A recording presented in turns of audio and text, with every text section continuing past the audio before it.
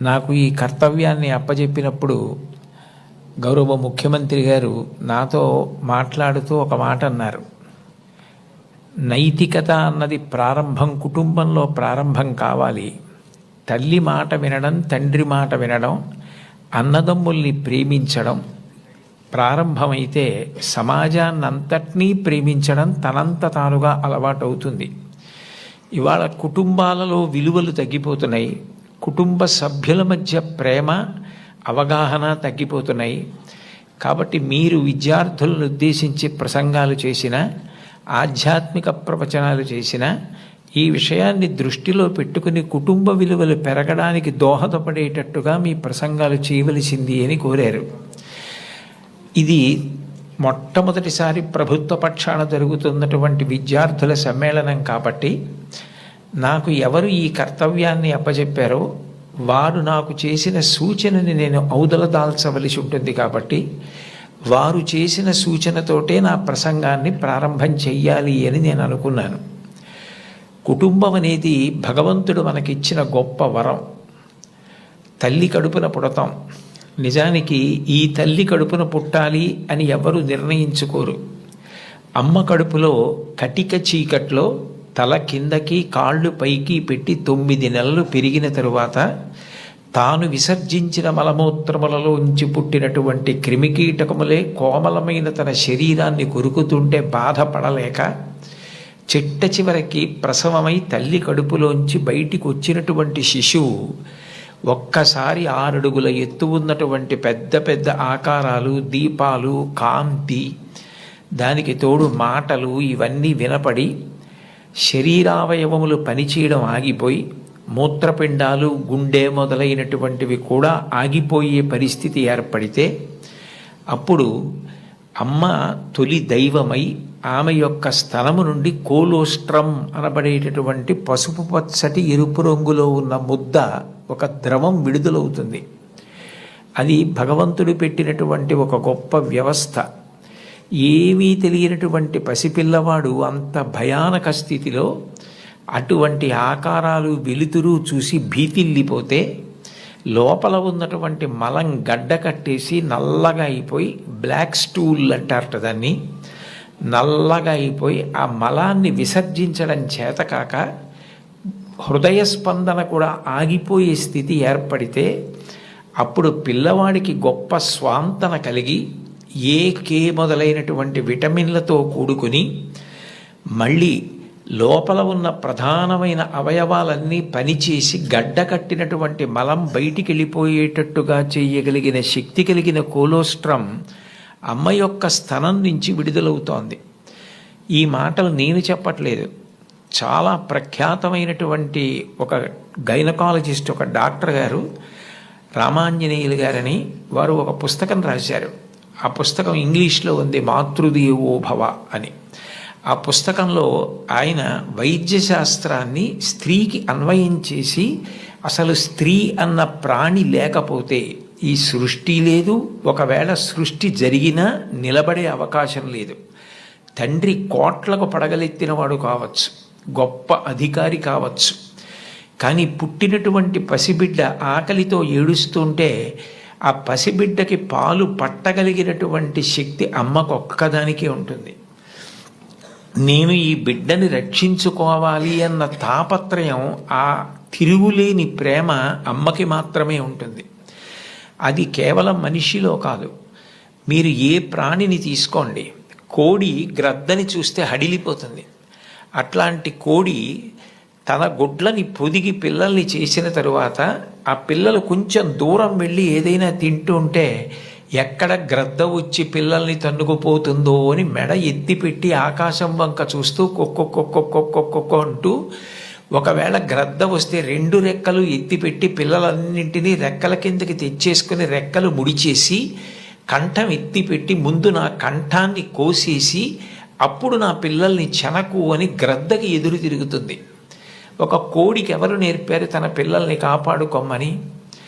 స్త్రీ ప్రాణి. కోడి పుంజుకు లేదు ఈ లక్షణం, కోడి పెట్టకుంది ఈ లక్షణం, ఆడ కుక్కకుంది ఈ లక్షణం, ఆడ పందికుంది ఈ లక్షణం. స్త్రీ ప్రాణి ఎక్కడ ఉన్న లోకంలో బిడ్డల్ని కడుపులో పెంచుకోవడం, కడుపుని గర్భాలయం చేయడం, కన్న బిడ్డలకి పాలిచ్చి పెంచి పెద్ద చేయడం, అంత అవ్యాజానురాగంతో స్త్రీ చేసేటటువంటి త్యాగం లేకపోతే ఈ సమాజం లేదు. భగవంతుడి మీద తప్ప అన్యం మీద స్తోత్రం చెయ్యని శంకరాచార్యుల వారు తండ్రి మీద కూడా చెప్పల, అమ్మ మీద మాత్రం 5 శ్లోకాలు చెప్పారు.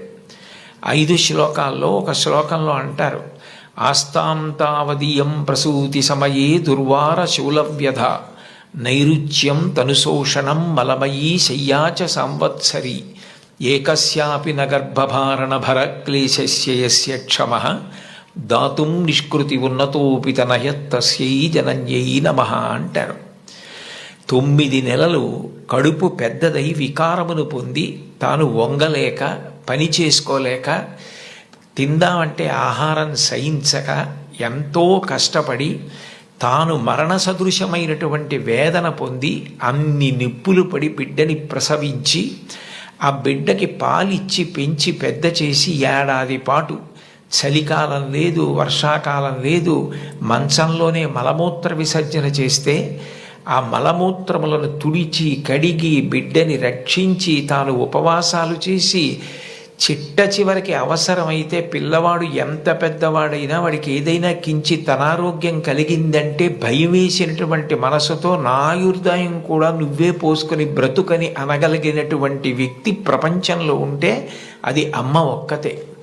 అందుకే అమ్మ లాంటి ప్రాణి లోకంలో లేదు. శాస్త్రాలు కూడా మొట్టమొదటి నమస్కారం ఎవరికి చేయించాయి అంటే మాతృదేవో భవ. మాతృదేవో భవ అంటే భగవంతుడు అమ్మ రూపంలో ఉన్నాడు అని కాదు దాని అర్థం.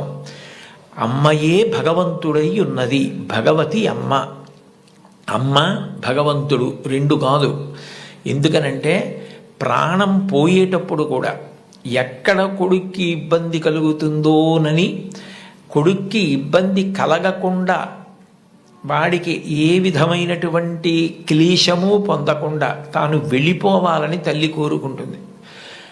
సభలో చెప్పడం నాకు ఇష్టం లేదు, కానీ నేను ఉద్యోగం చేసిన రోజుల్లో నాతో పాటు ఉద్యోగం చేసినటువంటి ఒక వ్యక్తి తల్లి, ఆమెకి గుండె నొప్పి వస్తోందని తెలిసినా కొడుక్కి చెప్తే ఎక్కడ కొడుకు వైద్యానికి తీసుకెడతాడో, ఎక్కడ కొడుక్కి చాలా డబ్బైపోతుందో, ఆడపిల్లలు పెళ్లికి ఎదిగొచ్చారు, మగపిల్లలు చదువుకుంటున్నారని చెప్పడం మానేసి కొడుకు నిద్రపోవడానికి వెళ్ళిపోతుంటే పిలిచి ఒక్కసారి ఇలా కూర్చొని ఒళ్ళో తలపెట్టుకుంటానని, ఒళ్ళో తలపెట్టుకుని నేను నిద్రపోయిన తర్వాత నువ్వు వెళ్ళి పడుకో అని అంటే ఆవిడ ఉద్దేశ్యం ఏంటంటే ఆవిడ శాశ్వత నిద్రలోకి వెళ్ళిపోతోంది. ఆ కొడుకు ఒళ్ళో తలపెట్టుకుని పడుకుంటే కొంతసేపటికి తల్లి కదలటం లేదని వాడు కదిపి చూస్తే తల్లి శరీర త్యాగం చేసేసింది. ఆ తర్వాత తెలిసింది, తన భార్య చెప్పింది, కొంచెం గుండెల్లో నొప్పిగా ఉందమ్మా, బరువు పని చేయలేకపోతున్నాను, కానీ వాడికి మాత్రం నువ్వు చెప్పకు సుమా అని ఒట్టేయించుకుందట కోడలతో. అది తల్లి అంటే. అమ్మ అంటే అంతటి ప్రేమైకమూర్తి. అమ్మ లాంటి వ్యక్తి జీవితంలో ఇక దొరకదు. జీవితంలో అన్నిటికన్నా పెద్ద నేరం ఏమిటంటే అమ్మకి చెప్పలేము అన్న పని మనం చేయడమే. ఏ పని మనం చేస్తామో అది అమ్మకి చెప్పగలగాలి. మీరు ఏ పని చెయ్యండి, ఇది అమ్మకి నేను చెప్పలేను అన్న పని మీరు జీవితంలో ఎప్పుడూ చెయ్యకూడదు. భగవంతుడెంతో అమ్మ అంతే. మీరు మహాత్ములైన వారి ఎవరి జీవిత చరిత్ర పరిశీలించండి. అమ్మకి నమస్కారం చెయ్యకుండా, అమ్మ గొప్పతనం చెప్పకుండా లేరు. ఈ రాష్ట్రానికి ముఖ్యమంత్రి చేసినటువంటి ప్రాతస్మరణీయులు టంగుటూరి ప్రకాశం పంతులు గారు తన జీవిత చరిత్రలో వ్రాసుకున్నారు.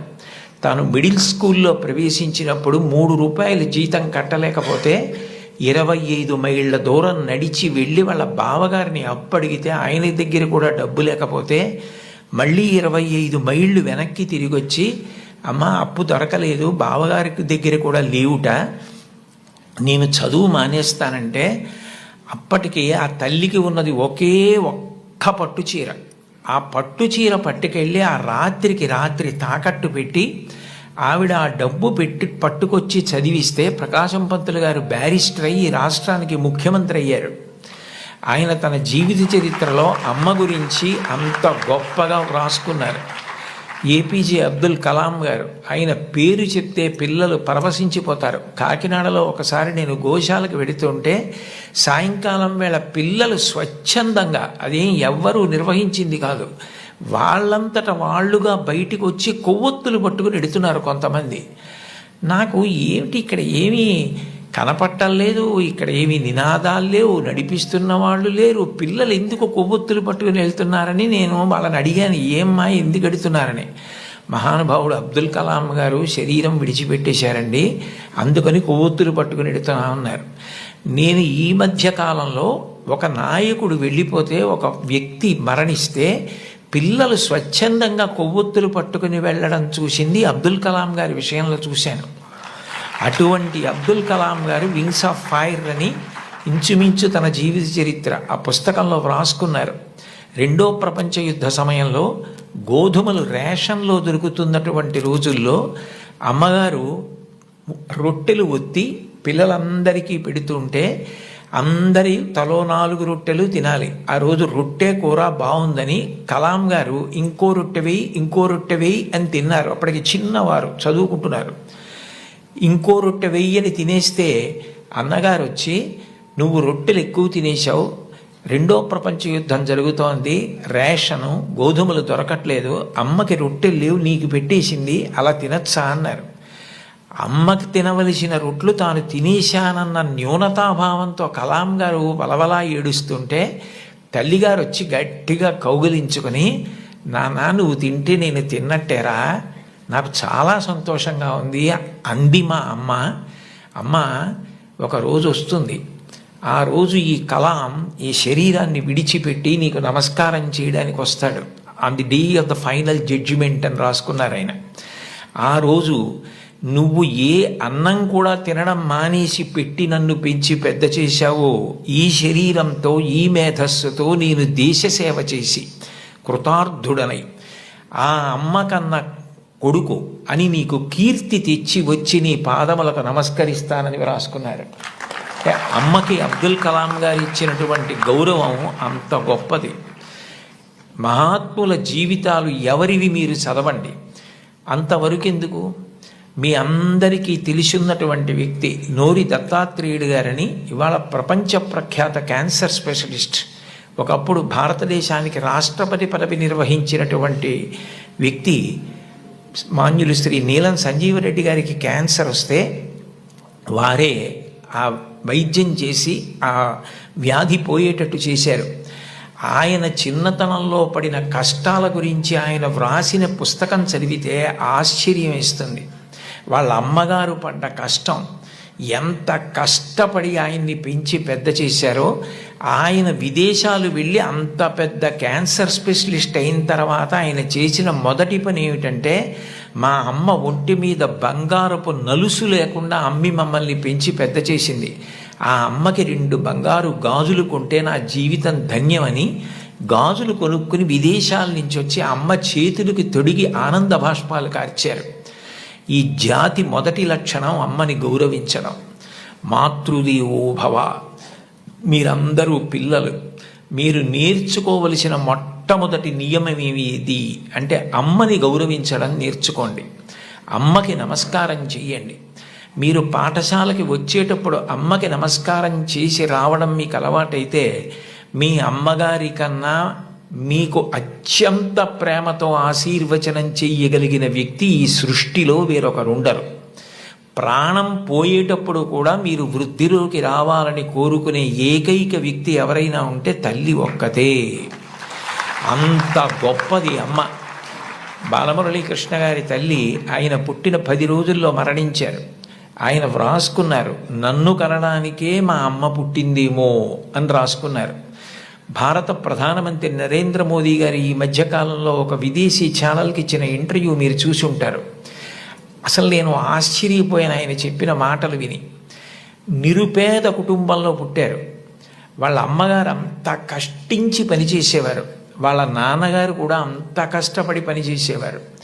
ఆయన ఆ ఇంటర్వ్యూలో ఒక మాట అన్నారు, అసలు నాకు బూట్లు వేసుకోవడం అంటే తెలియదు, కానీ బూట్లు లేవన్న పేదరికం మా మనసుకి అందకుండా మా అమ్మ పెంచింది. అంటే ఉన్నదానిలో అంత తృప్తిగా బ్రతకడం మా అమ్మ నేర్పింది. మాకిది లేదు, మేము చేతకాని వాళ్ళం, మేము వెనకపడిపోయాం అన్న భావన కలిగితే ఉత్సాహం రాదు. అటువంటి భావన కలగకుండా ఎప్పుడూ ఉన్నదానితో తృప్తిగా పరమ సంతోషంగా గడిపాం. అన్నదమ్ములు, అక్క చెల్లెళ్ళు అందరం కలిసి అని ఆయన ఇంటర్వ్యూ చేస్తున్న వ్యక్తి వంక తిరిగి, ఇప్పుడు మన ఇద్దరం కూర్చున్న గది కన్నా కిటికీ లేని ఒకే తలుపు ఉన్న చిన్న గదిలో కలిసి మెలిసి బతికి పడుకుని పెరిగి పెద్దవాడినైన వాడిని చెప్పుకున్నారు. అటువంటి మహోత్కృష్టమైన వ్యక్తులు కూడా తల్లికి తండ్రికి అంత గౌరవం ఇచ్చారు. సందర్భం కాబట్టి ప్రస్తావిస్తున్నాను. మన గౌరవ ముఖ్యమంత్రి నారా చంద్రబాబు నాయుడు గారు స్వయంగా ఒక వ్యాసం రాశారు. తల్లికి జేజే, తండ్రికి జేజే, గురువుకు జేజే అని ఒక పుస్తకం ఉంది. ఆ పుస్తకంలో బహుశా నాకు జ్ఞాపకం ఉంటే 3వ వ్యాసం అనుకుంటాను. ఆ వ్యాసంలో ఆయన ఒక విషయం ప్రస్తావన చేశారు. వాళ్ళ అమ్మగారి పేరు అమ్మಣ್ಣమ్మ గారు. ఆవిడ చిన్నతనంలో చంద్రబాబు నాయుడు గారిని పిలిచి ఒక కథ చెప్పారట. ఒరేయ్ నాన్న, మనిషి కష్టపడాలి. ఎందుకు కష్టపడాలో తెలుసా? ఒకరింట్లో ఒక పంది, ఒక నక్క 2 ఉండేవి. ఆ పంది చాలా కష్టపడి పనిచేసి మధ్యాహ్నం ఇంటికి భోజనానికి వచ్చేది. నక్క పని చేయడం మానేసి చెరుకు తోటల్లో తిరుగుతూ ఊళలు వేస్తూ వచ్చే ముందు బురదలో పొర్లాడి వచ్చేది. పంది ఒళ్ళు కడుక్కుని వచ్చేది. ఇంటికొచ్చి శుభ్రంగా ఉన్న పందిని చూసి ఇదేం పని చేయలేదనుకుని మంచినీళ్లు మాత్రమే పోసేవాడు యజమాని. నక్క ఒంటి నిండా బురదంటించుకోవడం చూసి ఇది బాగా కష్టపడింది అనుకుని బాగా దానికి తిండి పెట్టేవాడు. మోసం ఎన్నాళ్ళు దాగుతుంది? కొన్నాళ్ళకి ఎవరు కష్టపడుతున్నారో తెలిసిపోయింది. తెలిసిపోయిన తర్వాత నక్కని కొట్టి తరిమేసి పందికి తన పిల్లనిచ్చి పెళ్లి చేసి ఇల్లరికం అల్లుడిగా తెచ్చుకున్నాడు రా. ఇంటి పనివాడు ఇంటల్లుడయ్యాడు రా. కష్టపడిన వాడు వెనక్కి తిరిగి చూడడు జీవితంలో.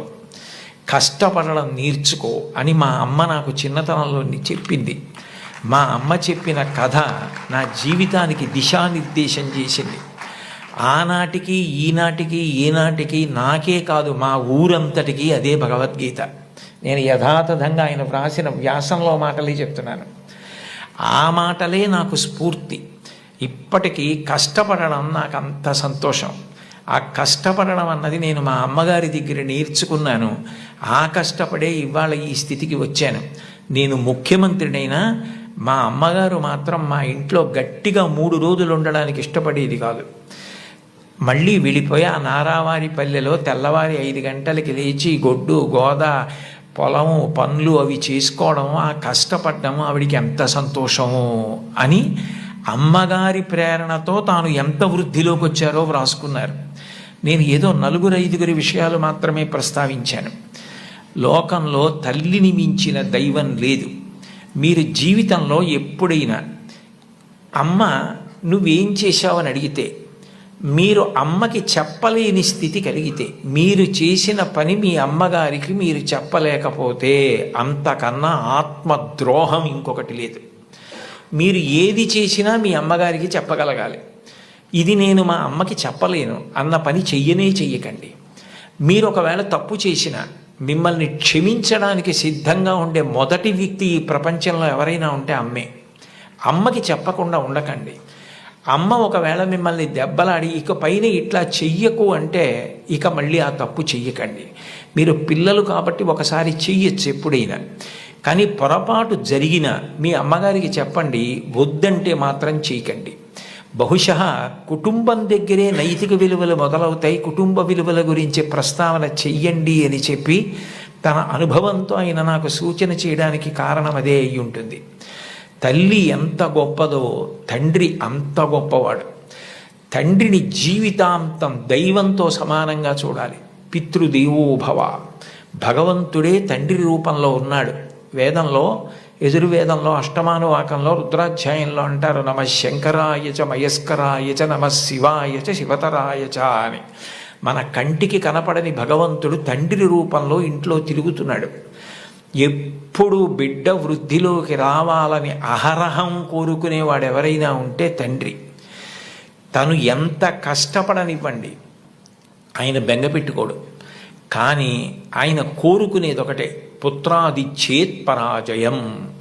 తను ఎంత కీర్తి సంపాదించినా తనకన్నా కూడా కీర్తివంతుడు కొడుకై, ఈయన కన్నా ఈయన కొడుకు గొప్పవాడండి అనిపించుకొని కొడుకు చేతిలో ఓడిపోతాట తండ్రి ఆనందపడిపోతాట.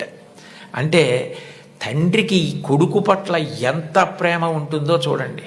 ఈ సందర్భం వచ్చింది కాబట్టి మీకు ఒక విషయం మనవి చేస్తాను. నేను ఒకప్పుడు విశాఖపట్నంలో ధర్మసోపానాల మీద ప్రసంగాలు చేస్తున్నాను. ఆ రోజుల్లో విశాఖపట్నంలో ఉన్న పాఠశాలల్లో ఉన్న విద్యార్థులకి మా నాన్నగారు అన్న విషయం మీద మాట్లాడమని వ్యాసరచన పోటీ నిర్వహించారు. వ్యాసరచన పోటీ నిర్వహిస్తే కొన్ని వందల మంది పిల్లలు పాల్గొన్నారు. అందులో 10 పేపర్లు చిట్ట చివర సెలెక్ట్ చేసి నాకు పంపించారు. ఇందులో ఫస్ట్, సెకండ్, థర్డ్ ప్రైజులు నిర్ణయించమని.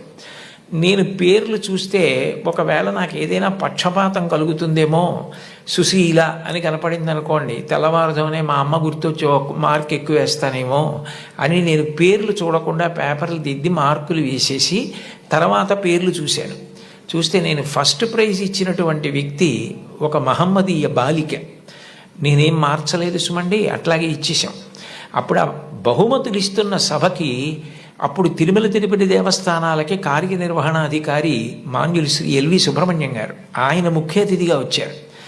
ఆయన ప్రైజ్ ఇస్తూ ఈ పిల్ల ఏం రాసింది మైక్లో చదివి వినిపించమనండి అన్నారు. అంటే ఆ పాప పేపర్ చదివింది.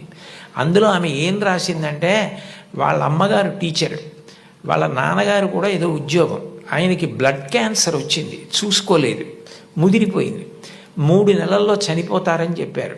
ఆయన తన భార్య దగ్గరికి వెళ్ళి అడిగింది ఏంటంటే, ఈ 3 నెలలు నేను చనిపోతానన్న విషయం పిల్లలకి చెప్పద్దు, వాళ్ళు ఏడిస్తే నేను చూడలేను, నేను చనిపోయాక వాళ్ళు ఎటు ఏడుస్తారు, అప్పుడు నేను ఆపలేను, నేను బ్రతికుండగా వాళ్ళు ఏడవడం నేను చూడలేను, కాబట్టి నేను చనిపోతాను 3 నెలల్లో అన్న విషయాన్ని మాత్రం నా పిల్లలకి చెప్పద్దని రాత్రింబవళ్ళు హక్కున చేర్చుకొని మా భవిష్యత్తు కోసం ఇంకా కష్టపడి అంత జాగ్రత్తగా వ్యవస్థ చేసి 3 నెలల తర్వాత ఆయన మరణిస్తారని తెలిసి చిట్ట చివరి కాలంలో 3 దగ్గర పెట్టుకుని చెప్పకుండా అంత ప్రేమ చూపించి కన్నుల నీరు కారుస్తూ 3 వంక గుడ్లు తిప్పుతూ ప్రాణం వదిలేశారు ఆయన.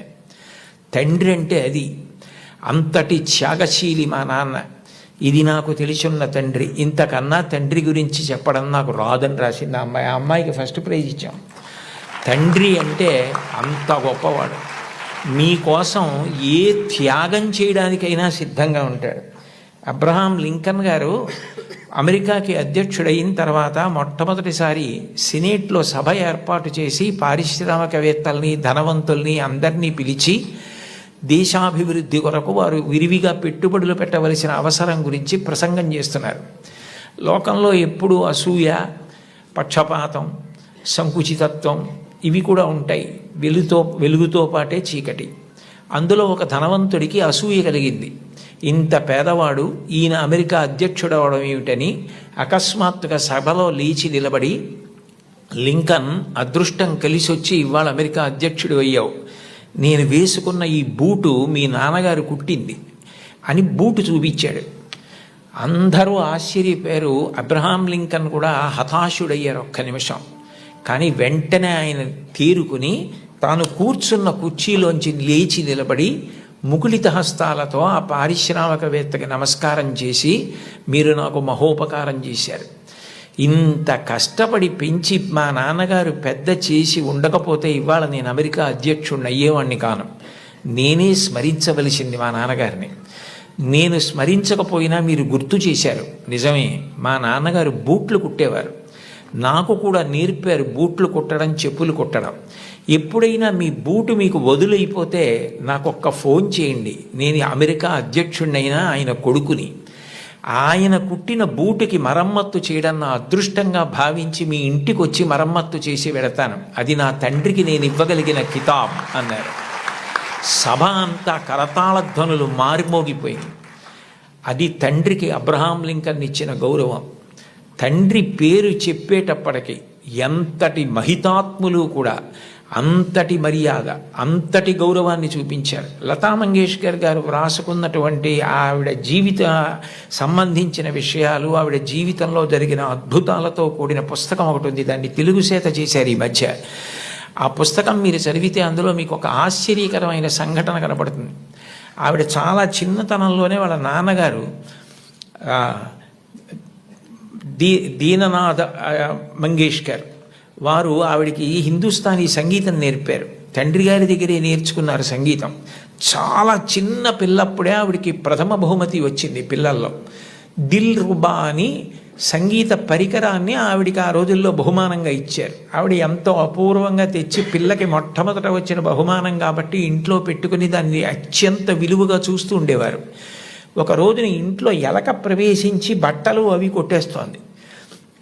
ఆ ఎలక ఒక చోట నిలబడి కనపడింది. వాళ్ళ నాన్నగారు ఆ ఎలకని చంపుదామని చేతికి ఆ దిల్ రుబా అన్న వాద్య పరికరం దొరికితే అది తీసి ఎలకని కొట్టారు.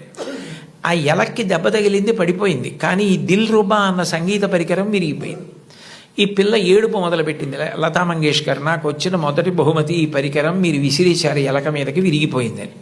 వాళ్ళ నాన్నగారి దగ్గరికి పిలిచి కౌగిలించుకొని ఆ పిల్లతో అన్నారు, చూడు, ఇట్లాంటి బహుమానాలు నీకు జీవితంలో పెద్ద పెద్ద ఇళ్ళు కట్టి పెట్టుకున్నా కూడా సరిపోనని వస్తాయి. బహుమానాల మీద నువ్వు ఆర్తిని పెంచుకోకు. నీలో ఉన్న కళ పెరగడానికి నువ్వు పరిశ్రమ చేయడం నిరంతరం చెయ్యి. నీ కళని పెంచుకోవడం మీద ఆర్తి నీకు నిలబడితే నీ వెంట ఇట్లాంటి బహుమానాలు పరుగులు పెడతాయన్నారు. భారతరత్న వచ్చిన తరువాత, పద్మ విభూషణ్ వచ్చిన తరువాత వాళ్ళ అమ్మగారు ఆహా అన్నప్పుడు ఆవిడ సభలో ఈ విషయం చెప్పారు. వాళ్ళ నాన్నగారిని గుర్తు చేసుకొని, మా నాన్నగారు చెప్పిన ఆ మాట నన్ను జీవితంలో నిలబెట్టిందని 2 సంఘటనలు చెప్పారు ఆవిడ. 2 అణాల నాణ్యం ఉండేది ఆ రోజుల్లో. ఆ 2 అణాల నాణ్యం, చల్లని నాణ్యం ఒకటి ఇంట్లో ఉంది, ఓ పక్కన పడేసి. ఓ పిల్లాడు నేను మారుస్తాను ఈ నాణ్యం అని దుకాణానికి పట్టుకెళ్ళి ఏదో వస్తువులు అడిగితే ఆ చిల్లర నాణ్యం చూసి ఆ సరుకులమ్మే వ్యక్తి ఇది చల్లని నాణ్యం అవతల పోవని పంపించేశాడు. లతా మంగేష్కర్ చిన్నపిల్ల గౌన్లు వేసుకొని తిరుగుతున్న రోజులు, నేను చూడు వెళ్ళి విజయం సాధించి సరుకులు పట్టుకొస్తానని పరిగెత్తికెళ్ళి గల్లా పెట్టెని ఉండేది, అది పెట్టే తెరవక్కర్లేదు, కన్న ఉండేది, అందులోంచి నాణ్యాలు పడేసేవారు పూర్వం. ఆమె వెళ్ళి ఇదిగో బేడ అంటే 2 అణాల నాణ్యం అనమాట, ఆ కన్నంలోంచి లోపల పడేసి కావలసిన వస్తువులను తీసుకుని వచ్చేసింది ఇంటికి.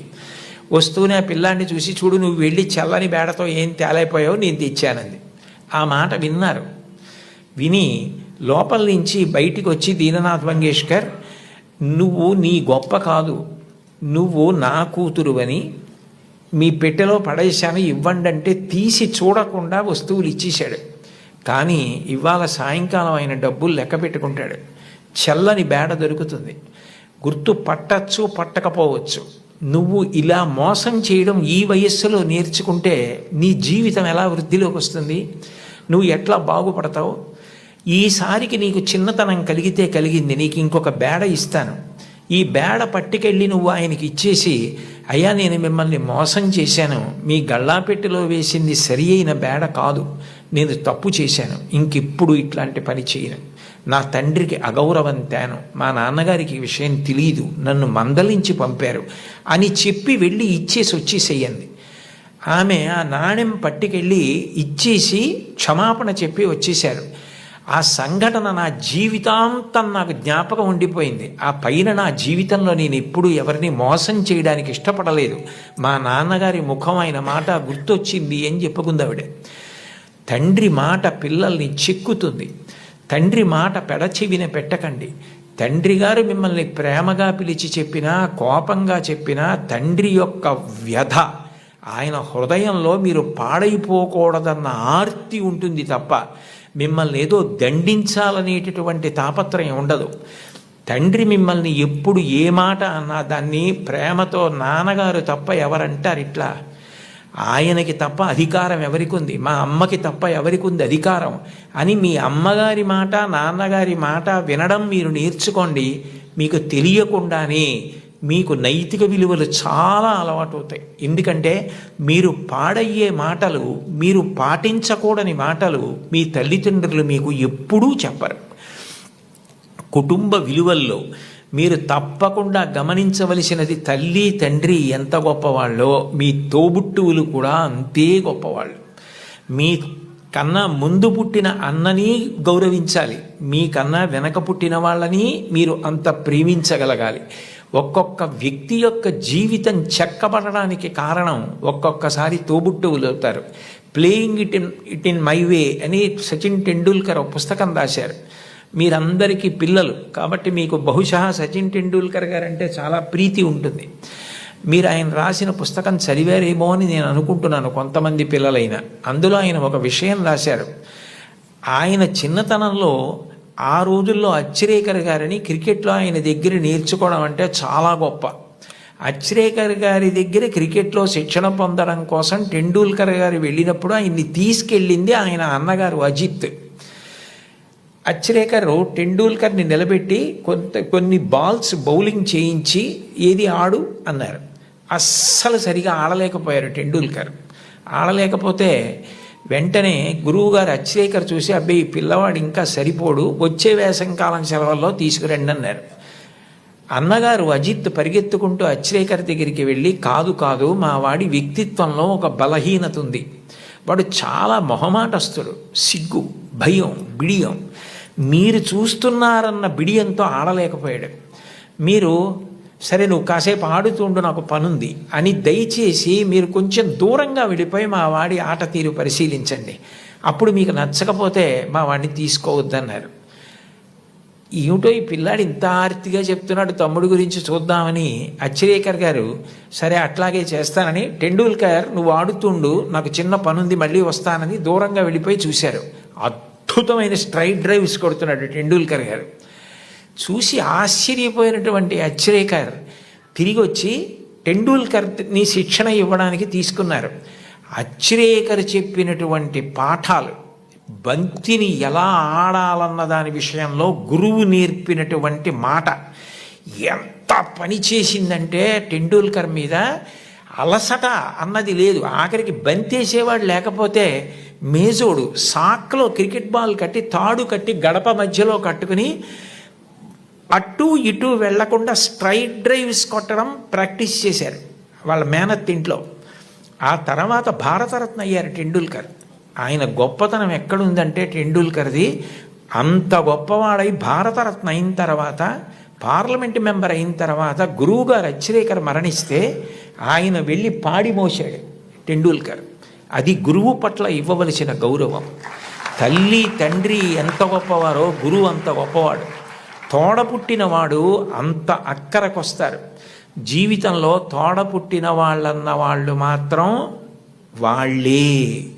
ఎక్కడికి వెళ్ళినా స్నేహితులు దొరకచ్చు, ఎక్కడికి వెళ్ళినా బంధువులు ఉండొచ్చు. దేశే దేశే కళత్రాణి దేశే దేశే చ బాంధవాహ తంతు దేశం నపశ్యామి ఎత్ర భ్రాత సహోదర అంటాడు రామాయణంలో రాముడు. ఎక్కడికి వెళ్ళినా బంధువులు స్నేహితులు దొరకచ్చు, కానీ తోడపుట్టిన వాళ్ళన్న వాళ్ళు మాత్రం ఆ జన్మకి వాళ్ళే. వాళ్ళని ప్రేమించడం, వాళ్ళతో దెబ్బలాడకపోవడం, వాళ్ళతో ప్రేమ భావనతో ఉండడం, వాళ్ళతో గౌరవంగా ఉండడం. చెల్లిని తమ్ముణ్ణి మార్గదర్శనం చేసి సచిన్ టెండూల్కర్కి అజిత్ చేసినట్టు చక్కగా వృద్ధిలోకి రావడం తెలుసుకోండి. అంతవరకు ఎందుకు అంటే ఒక్కొక్క విషయం తీసుకునేటప్పటికీ నాకు ఏవేవో జ్ఞాపకానికి వచ్చేస్తుంటాయి. అబ్దుల్ కలాం గారే వింగ్స్ ఆఫ్ ఫైర్లో ఒక చోట రాసుకున్నారు, ఆయనకి కోరిక, తపన ఎట్లాగైనా మెడ్రాస్ ఇన్స్టిట్యూట్ ఆఫ్ టెక్నాలజీలో ఏరోనాటికల్ ఇంజనీరింగ్ చదవాలని.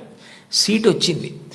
1000 రూపాయలు కట్టాలి. ఆ రోజుల్లో 1000 రూపాయలు లేవు, నాన్నగారికి ఇచ్చే పరిస్థితి లేదు, ఆయన కలలు నెరవేరే అవకాశం లేదు. అటువంటప్పుడు ఆయన తోబుట్టువు జోహ్రా అనుకుంటాను, నేను చాలా రోజులైంది చదివి. ఆ జోహ్రా ఆయన తోబుట్టువు ఆమె చేతి గాజులు గొలుసులు తాకట్టు పెట్టి తీసుకొచ్చి కలాం గారికి ఇచ్చి నువ్వు చదువుకో అంది. కలాం గారు ఆనంద భాష్పాలతో ప్రతిజ్ఞ చేశారు, స్కాలర్షిప్ సంపాదించి నేను నీ నగలు కుదువ నుంచి విడిపించి మళ్ళీ నీకు తీసుకొచ్చి ఇచ్చేస్తాను చెల్లి అని చెప్పి, అక్క అని చెప్పి ఆయన వెళ్ళి చదువుకుని ఎంత గొప్పవారయ్యారో మీకు అందరికీ తెలుసు. తోబుట్టువులు అంత గొప్పగా ఆదుకుంటారు. తోబుట్టువులను నిర్లక్ష్యం చేయడం, మా అన్నయ్యతో నాకు మాటలు లేవండి, మా తమ్ముడితో నాకు మాటలు లేవండి, మా అక్కతో నాకు మాటలు లేవండి, ఈ మాట అనడం చాలా దారుణం. నీ తోడబుట్టిన వాడితోటే నువ్వు సర్దుకోవడం చేత కాని వాడివి సమాజంలో ఎవరితో సర్దుకుంటావు, ఎవరితో శాశ్వతంగా స్నేహాన్ని నెరపగలుగుతావు? నిన్నెవరు నమ్ముతారు? ఎంతమంది వచ్చినా నీ తోబుట్టువులు నీ ఇంటికి రాకపోతే ఏమిటో ఆయన ఊరందరికీ చెప్తారు కానండి, వాళ్ళ తమ్ముడే వాళ్ళ ఇంటికి రాడు, వాళ్ళ అన్నయ్యే వాళ్ళ ఇంటికి రాడు అంటారు. విలితి ప్రసంగం అవుతుంది. తోబుట్టువులతో సఖ్యత ఎప్పుడూ పాటించాలి. ఘర్షణ అన్నది ఉంటుంది. ఒక్కొక్కటి మనకిష్టమైంది తమ్ముడికి ఇష్టం లేకపోవచ్చు. ఏది ఇష్టం లేదో దాన్ని పరిహరించండి. ప్రేమగా ఉండడం, ప్రేమ పంచడం, అందరితో కలిసిమెలిసి ఉండడం బాగా నేర్చుకోండి. కుటుంబంలో మీరు ఏది నేర్చుకున్నారో అదే ముందుకొచ్చి పెద్దదవుతుంది సమాజంలో. కుటుంబంలో పెద్దవాళ్ళు తల్లిదండ్రులు ఉంటారు, సమానులు ఉంటారు, కింద చెల్లెళ్ళు ఉంటారు, తమ్ముళ్ళు ఉంటారు. మీరు దాన్ని పెంచితే, ఆ గది గోడలు పెంచితే అదే సమాజం. మీరు సమాజంలోకి వచ్చారనుకోండి, మీకన్నా బాగా చదువుకునే వాళ్ళు ఉంటారు. మీకన్నా బాగా చదువుకునే వాళ్ళని చూసి మీరు అసూయ పడకూడదు. వీళ్ళు ఎంత కష్టపడితే నాకన్నా ఇన్ని మార్కులు సంపాదించగలిగారు, కాబట్టి నేను కూడా కష్టపడతాను, కష్టపడి వీళ్లతో సమాన స్థాయిని పొందుతానని వాళ్ళని గౌరవించడం నేర్చుకోండి. మీతో సమానంగా మార్కులు వచ్చేవాళ్ళు ఉంటారు, నాతో సమానుడు అనకండి. అఫీషియల్ లాంగ్వేజ్లో మై ఈక్వలెంట్ కౌంటర్ పార్ట్ అంటుంటారు. అలా ఉదాసీన భావం పొందకండి.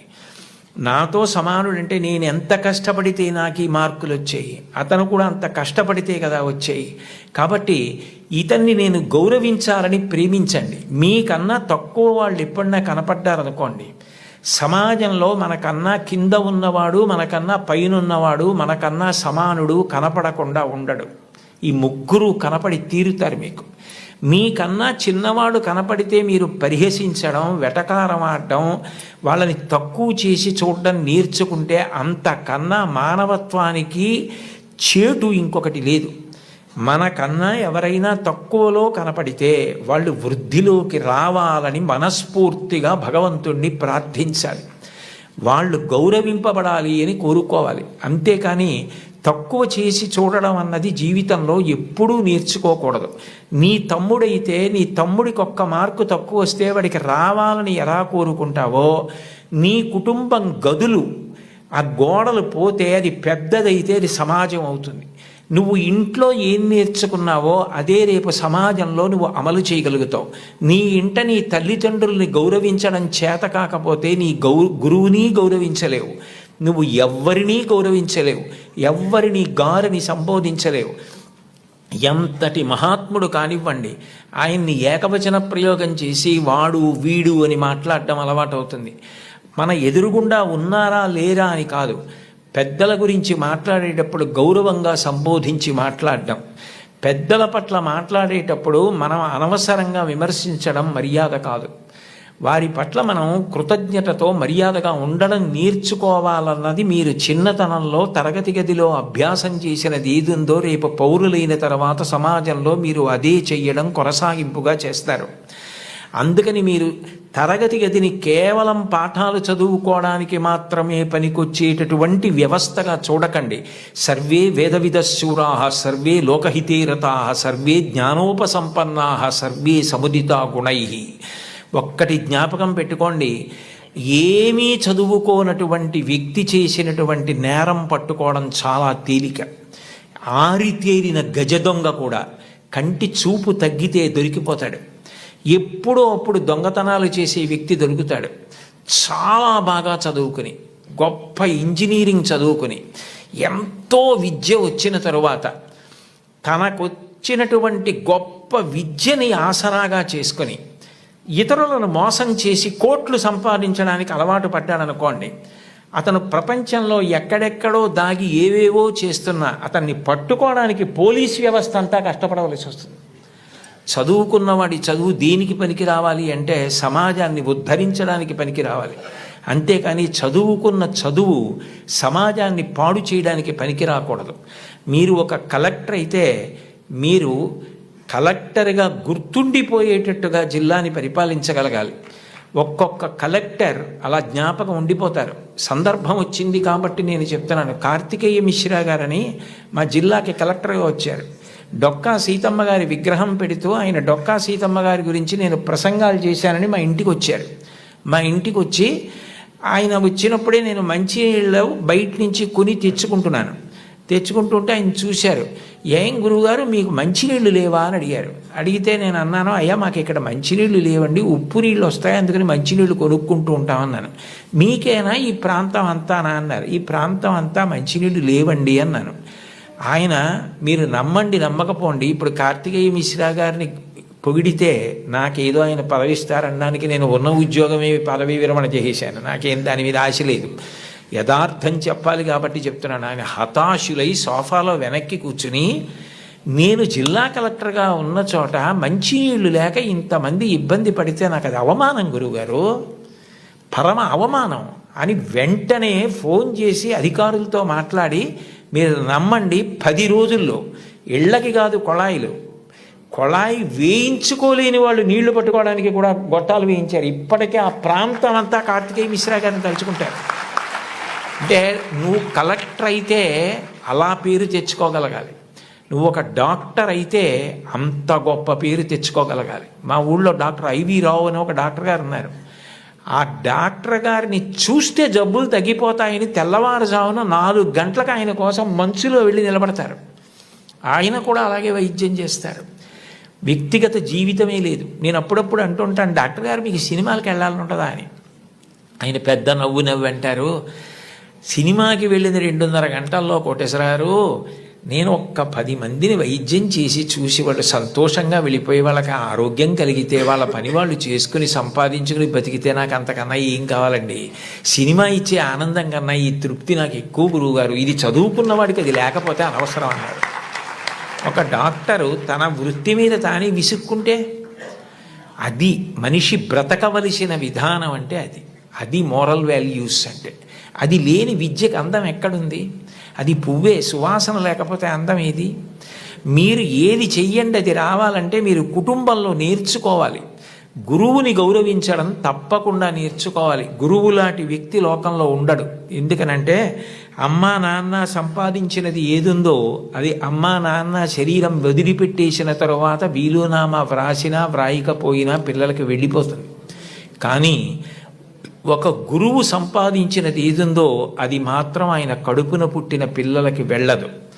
అహరహం రాత్రనక పగలనక కష్టపడి అనేక గ్రంథాలు చదివి జ్ఞాపకం పెట్టుకుని దాన్ని జ్ఞాపకానికి తెచ్చుకుని తాను ప్రభావితుడై ఎవరైనా అడగగానే తాను చెప్పకుండా ఉండలేక గడ్డి తిని తయారు చేసుకున్న పాలని దూడ వచ్చి పొదుగులో గుద్దినంత మాత్రం చేత ఆవు పాలు విడిచిపెట్టేసినట్టుగా తాను ఇంత కష్టపడి నేర్చుకున్న విషయాల్ని లోకహితం కోసం చెప్పే గురువు ఉన్నాడే, అట్లాంటి గురువు లోకంలో దొరకడు. మీ టీచర్ గారి కన్నా గొప్ప వ్యక్తి ఉండడు. ఒక్కటి గుర్తుపెట్టుకోండి, సర్వేపల్లి రాధాకృష్ణన్ గారికి అంత ప్రీతి పిల్లల మీద ఎందుకు ఏర్పడిందంటే మీరు ఆయన జీవిత చరిత్ర చదవండి. ఆయన మైసూరులో పనిచేస్తున్న రోజుల్లో అశుతోష్ ముఖర్జీ గారని కలకత్తాలో, ఆ రోజుల్లో భారతదేశంలో కలకత్తా విశ్వవిద్యాలయం అంటే చాలా ప్రఖ్యాతి. దానికి వైస్ ఛాన్సలర్గా సర్వేపల్లి రాధాకృష్ణన్ గారిని రమ్మంటే సర్వేపల్లి రాధాకృష్ణన్ గారు అక్కడికి వెళ్ళడానికి సంశయించారు. కొత్త ప్రదేశం, కొత్త భాష అని. కాదు మీరు రావలసిందే, ఇక్కడికి వస్తే మీకున్నటువంటి విద్య ప్రపంచ ప్రఖ్యాతి పొందుతుంది, మీరు రావలసిందే అంటే ఆయన అన్యమనస్కంగా మైసూరు విశ్వవిద్యాలయానికి రాజీనామా చేసి కలకత్తా విశ్వవిద్యాలయానికి వైస్ ఛాన్సలర్గా వెళ్ళిపోతున్నప్పుడు సామానంతా సర్దుకుని వెళ్ళడానికి సిద్ధపడ్డారు. మీరు రాధాకృష్ణన్ గారి జీవిత చరిత్ర చదవండి, నేను అక్షరం అబద్ధం చెప్పట్లేదు, అవసరం నాకు లేదు. గుర్రబండిలో మైసూరు రైల్వే స్టేషన్కి వెళ్ళడానికి సర్వేపల్లి రాధాకృష్ణన్ గారు సిద్ధపడుతుంటే పిల్లలందరూ వచ్చి విశ్వవిద్యాలయం నుంచి మీలాంటి గురువు మాకెక్కడ దొరుకుతాడు, మీరు చెప్పిన పాఠాలతో మేము ఇన్ని విషయాలు నేర్చుకున్నాం, మీరు గుర్రాలు లాగిన బండిలో వెళ్ళడానికి వీల్లేదని వీధులన్నీ మైసూరు స్టేషన్ వరకు పువ్వులు చల్లి పిల్లలు గుర్రపు బండిని లాగి ఆ దంపతుల్ని కూర్చోపెట్టి మైసూరు స్టేషన్కి తీసుకెళ్లారు. ట్రైన్ ఎక్కిస్తే రాధాకృష్ణన్ గారికి మైసూరు ప్లాట్ఫామ్ కనపడలేదు. అంతమంది పిల్లలు నిలబడి అశ్రుధారలతో ఆయన్ని విడిచి ఉండలేక ఏడుస్తూ ఆయనకి నమస్కారం చేస్తుండగా ట్రైన్ విడిపోతే ఒక ఉపాధ్యాయుడు పిల్లల మీద ఇంత ప్రభావం చూపించగలడనమాటని, తన పుట్టినరోజుగా చేయవద్దని ఉపాధ్యాయ దినోత్సవంగా చేయమని, తల్లి తండ్రి తర్వాత మీ భవిష్యత్తు గురించి అంత వెంపర్లాడే వ్యక్తి ఎవరైనా ఉంటే గురువు ఒక్కడే. అంబేద్కర్ గారు భారత రాజ్యాంగ నిర్మాత. తెల్లవారి లేస్తే ఆయన్ని స్మరిస్తాం. అటువంటి అంబేద్కర్ గారు భీమ్రావ్ అంబేద్కర్. నిజానికి ఆయన పేరులో భీమ్రావ్ అన్నది ఆయన పేరులోది కాదు. ఆయనకి చిన్నతనంలో ఒక్కొక్కసారి అన్నం తినడానికి ఇబ్బంది కలిగితే ఒక ఉపాధ్యాయుడు తాను తెచ్చుకుని మధ్యాహ్నం తినవలసిన భోజనంలోంచి కొంత భోజనాన్ని అంబేద్కర్ గారికి పెట్టి అంత ప్రేమతో చూశాడు. ఏ భీమ్రావ్ అన్న ఉపాధ్యాయుడు తనని అంత ప్రేమతో చూశాడో ఆ పేరు తన పేరులోకి కలుపుకున్నారు అంబేద్కర్ గారు. కలుపుకుని భీమ్రావ్ అంబేద్కర్ అని పెట్టుకున్నారు. మీరు కావాలంటే ఈ విషయాలు ఏపీజే అబ్దుల్ కలాం గారు ఇండామిటబుల్ స్పిరిట్ అని ఓ పుస్తకంలో ఎన్ని అద్భుత విషయాలు రాశారో అందులో ఇది కూడా ఉటంకించారు ఒకసారి ఒక సభలో. కాబట్టి గురువుని గౌరవించడం, అంబేద్కర్ గారిని గౌరవించడం అంటే అంబేద్కర్ గారు గురువుని ఎలా గౌరవించారు, టెండూల్కర్ తన గురువుని ఎలా గౌరవించాడు, గురువు పేరెత్తేటప్పటికీ ఈ దేశంలో ఎంత గౌరవాన్ని చూపించేవారు. ఎంఎస్ సుబ్బలక్ష్మి గారు చచ్చిపోతే కలాం గారు రాష్ట్రపతి భవన్ నుంచి చెన్నై వెళ్ళి, నా తల్లి, ఈ గడ్డ, నేను పుట్టిన ఈ దేశం, ఎంఎస్ సుబ్బలక్ష్మి ముగ్గురు నాకు తల్లు లేని పాడి మోశారు. అది సంస్కారం. వాళ్ళు చరిత్రలో మిగిలిపోయారు మహితాత్ములై. అంటే నేను చెప్పేది గురువుని గౌరవించడం అన్న మాట అంత గొప్పది. కలాం గారు అంత గొప్పవారయ్యారు. అంత గొప్పవారై రాష్ట్రపతి పదవి విడిచిపెట్టేసిన తర్వాత తిన్నగా పిల్లలకి పాఠం చెప్పడానికి వెళ్ళిపోయారు. ఈ దేశం పిల్లల గురించి ఆయనకి ఎంత ఆర్తో, మహానుభావుడు చిట్ట చివర గుండెపోటు వస్తుంటే కూడా పిల్లలకి మాట్లాడుతూ ఒరిగిపోయారు. అంతటి మహానుభావుడు పుట్టిన గడ్డ. అటువంటి కలాం గారు తన జీవితంలో అంత గొప్పవాడవడానికి కారణం ఒక గురువు అని రాసుకున్నారు. చిన్నప్పుడు కలాం గారు పాఠం వింటుంటే విమానం గురించి పాఠం చెప్పారు. శివసుబ్రహ్మణ్య అయ్యర్ అని ఆయన పాఠం చెప్పి పిల్లలందరిని అడిగారు, అర్థమైందా అని అడిగారు. కలాం గారు లేచి నాకు అర్థం కాలేదు అన్నారు. గురువుగారి దగ్గర ధైర్యంగా ఉండాలి. మీ అమ్మగారెంతో, మీ నాన్నగారెంతో, మీ గురువుగారు అంతే. వాళ్ళ తర్వాత మీ గురించి అంత ప్రేమ చూపించేది ఆయనే. మీరు గొప్పవారై మీరు వృద్ధిలోకి వస్తే అంత సంతోషపడిపోయేది ఆయనే. ఆ గురువుగారు అర్థం కాలేదా అన్నారు. ఇంకో 2-3 పిల్లలు లేచి అర్థం కాలేదన్నారు. సరే, అందరూ పిల్లలు సాయంకాలం సముద్ర తీరానికి రండి అన్నారు. రామేశ్వరంలో ఆ రోజుల్లో చదువుకునేవారు చిన్నప్పుడు కలాం గారు. రామేశ్వరం సముద్రపుటుడు ఉంది. అందరూ సముద్రపుటుడికి వెడితే ఒక పక్షి ఎలా ఎగురుతుందో, గాలిలో ఎలా వెడుతుందో, తిరగవలసి వస్తే కంఠం తోకని ఆధారం చేసి ఎలా తిరుగుతుందో, ఎలా దిగుతుందో పక్షిని చూపిస్తూ పాఠం చెప్పారు. అది ఆ పక్షిని చూస్తూ విన్న చిన్ని కలాం గారి మనసులో ఏరోనాటికల్ ఇంజనీరింగ్ మీద బీజాలు పడ్డాయి. వెళ్ళి గురువుగారిని అడిగారు, నాకు ఇలా అవ్వాలంటే ఏం చెయ్యాలని. నువ్వు ఏరోనాటికల్ ఇంజనీరింగ్ చదవాలి, మెడ్రాస్ ఇన్స్టిట్యూట్ ఆఫ్ టెక్నాలజీలో చేరాలి, నువ్వు బాగా చదవాలన్నారు. న్యూస్ పేపర్లు పట్టుకెళ్ళి, అది కూడా ఎక్కడో తీసుకుని కాదు, వెళ్ళిపోతున్న ట్రైన్లోంచి పేపర్లు విసిరేస్తే ఆ బండిలు తీసుకుని న్యూస్ పేపర్లు సైకిల్ కట్టుకొని ప్రతి ఇంటికి పట్టుకెళ్ళి న్యూస్ పేపర్లు ఇచ్చి చదువుకున్నారు అబ్దుల్ కలాం గారు. మీలో చాలామంది పిల్లలకి తల్లిదండ్రులు తమ రక్తాన్ని డబ్బుగా మార్చి సౌకర్యాలు ఇచ్చి చదివిస్తున్నారు. మహాత్ముల యొక్క జీవిత చరిత్రలు చదవండి. కేవలం మీ పాఠ్యపుస్తకాలు చదవద్దని నేను అనను. మీ యొక్క పాఠశాలల్లో, గ్రంథాలయాల్లో ఆటోబయోగ్రఫీసు, బయోగ్రఫీసు పెట్టించుకోండి. మీ టీచర్స్ని అడగండి, ఎంత సంతోషిస్తారో. అంతవరకు ఎందుకు, ఇంకొకసారి ఏ నెల్లూరులోనో సభ చేసినప్పుడు తప్పకుండా నేను కూడా ఇలాంటి సభల్లో 1-2 జీవిత చరిత్రలు బహూకరించడానికి ప్రయత్నిస్తాను. ఎందుకనంటే అవి మనని చెక్కుతాయి. కలాం గారు అంత గొప్పవాడయ్యాడంటే ఒక గురువు కారణం. మీరు కలాం గారు వ్రాసుకున్న పుస్తకాలు చదవండి.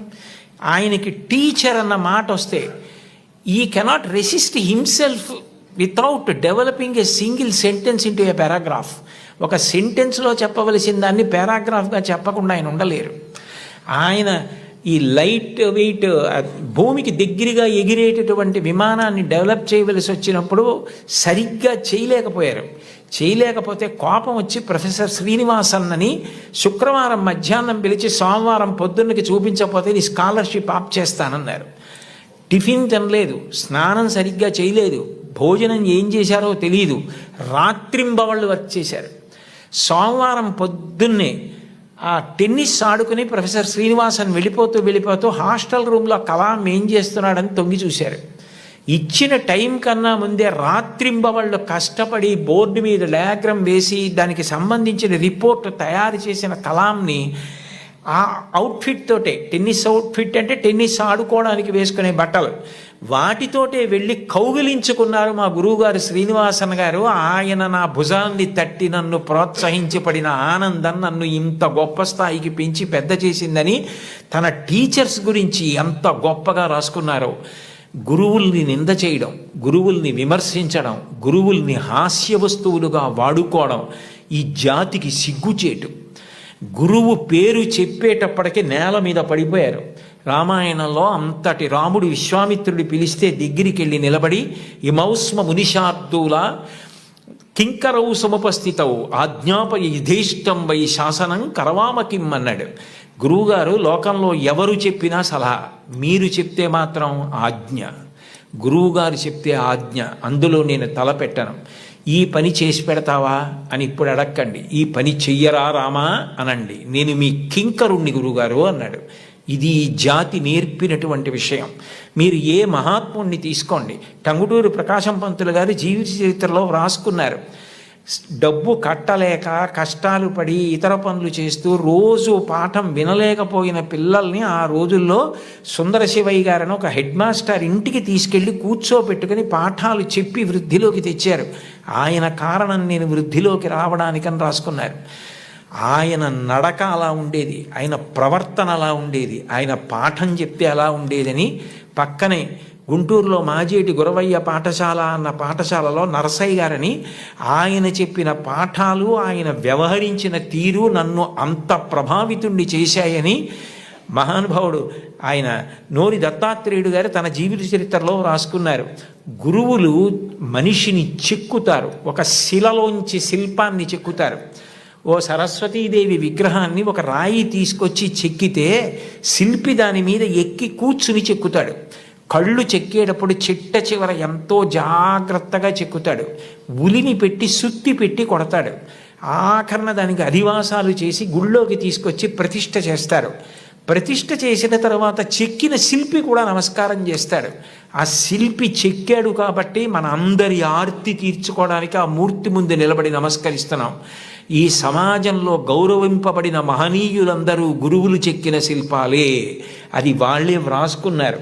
గురువుని గౌరవించడం అన్నది అంత గొప్ప ఈ జాతిలో. తల్లిని గౌరవించండి, తండ్రిని గౌరవించండి, మీ తోబుట్టువుల్ని ప్రేమగా చూడండి, మీ తోటివారిని ప్రేమించండి, గురువుల్ని గౌరవించండి. మీరు నైతిక విలువలతో మీరు మీ వీధిలో ఉంటే ఆయన మా వీధిలో ఉన్నాడని వీధిలో వాళ్ళు పొంగిపోవాలి. మీరు కుటుంబంలో ఉంటే వాడు మా అన్నయ్య, మా తమ్ముడు, మా కుటుంబ సభ్యుడు, నా కొడుకు అని తల్లిదండ్రులు పొంగిపోవాలి, మా ఊరి వాళ్ళు పొంగిపోవాలి, దేశం పొంగిపోవాలి. అంతటి వారు అయి తీరుతారు. అందుకేనేమో వయసు రీత్యా, అనుభవం రీత్యా జీవితంలో ఎన్నో విషయాలు ఎన్ని వేల మందితోనో సమన్వయమైనటువంటి అంత అనుభవంతో, అంత ఆర్తితో మీ అందరూ వృద్ధిలోకి రావాలని, కేవలం చదువు కాదు దానితో పాటు మీకు నైతిక విలువలు అందాలని, మీరు మంచి పిల్లలని పేరు తెచ్చుకోవాలని ఎంతో తాపత్రయపడి ముఖ్యమంత్రి గారు నిజానికి నేను ఎక్కడో నెల్లూరులో ఉంటే నాకు ఫోన్ చేసి మీరు ఈ పని చేసి పెట్టాలి అని అడిగితే నేను ఎక్కువ ఆధ్యాత్మిక ప్రవచనాల మీద ఆసక్తి చూపిస్తాను. కానీ ఆయన అంత ఆర్తిగా అడిగినప్పుడు పిల్లల కోసం నేను చెయ్యగలిగినది చేసి పెడదామని తప్పకుండా చేస్తానండి అని వారిని గౌరవంగా కలిసినప్పుడు వారు నాకు మొట్టమొదట కోరినది ఏది అంటే, కుటుంబ విలువల గురించి తప్పకుండా చెప్పండి కోటేశ్వరరావు గారు. ఇంట్లో తల్లిని, తండ్రిని, గురువుని, తోబుట్టువుల్ని గౌరవిస్తే పిల్లలు మంచి వాళ్ళు అవుతారు. పిల్లలు మంచి వాళ్ళైతే వాళ్ళు మంచి పేరు తెచ్చుకుంటే, వృద్ధిలోకి వస్తే, దురలవాట్లకి దూరంగా ఉంటే అంతకన్నా మీకు కానీ నాకు కానీ ఏం కావాలి? అందుకని ఇది మీరు చేసి పెట్టాలి అన్నారు. ఆ స్థాయిలో ఉన్న వ్యక్తి నిజానికి అంత బతిమాలి అడగక్కర్లేదు. అంటే ఆయనకి మీ మీద ఎంత తాపత్రయం ఉందో అర్థం చేసుకోండి. నిజానికి నేను ఈ పదవి ఏ గౌరవం కోసం కానీ, ఈ పదవి ఏదైనా ప్రయోజనం కోసం కానీ నేను స్వీకరించినది కాదు. ఒక రాష్ట్రాన్ని నడిపించే వ్యక్తి అంత తాపత్రయపడ్డారు. నేను దానికి ఏమాత్రమైనా ఉపయోగపడితే అంతకన్నా నాకు సంతోషమే ఉంటుంది. కోన శశిధర్ గారితో మాట్లాడుతూ నేను అన్నాను, నేను ఆఖరి 10 ఓవర్స్ ఆడుతున్నానండి, నాకు 66 ఏళ్ళు వచ్చాయి, ఇంకొక 10 ఏళ్ళు మహా అయితే ఇంత స్వేచ్ఛగా సమాజంలో తిరిగి చెప్పగలనేమో. ఈ సమయం నేను పిల్లలకి కొంత కేటాయించి చేయగలిగితే నాకు అంతకన్నా ఆనందం ఏముంటుంది అని ఒప్పుకున్నాను. కాబట్టి నేను చెప్పిన ప్రతి మాట నా గుండెల్లోంచి వచ్చింది తప్ప నా నోట్లోంచి వచ్చింది కాదు. కాబట్టి మీ అందరూ చక్కగా క్రమశిక్షణతో వృద్ధిలోకి వచ్చి మంచి పేరు ప్రఖ్యాతులు తెచ్చుకోవాలని నేను త్రికరణ శుద్ధిగా శారదామాత పాదార విందములకు శిరసు తాటించి సాంజలిబంధకంగా నమస్కరిస్తూ, ఇంత గొప్ప సదస్సులో పిల్లల కోసం ఇంత ఆర్తితో ఏర్పాటులు చేసిన చోట మాట్లాడడానికి అవకాశం ఇచ్చిన పెద్దలందరికీ నా హృదయపూర్వక కృతజ్ఞతలు ఆవిష్కరిస్తూ స్వస్తి.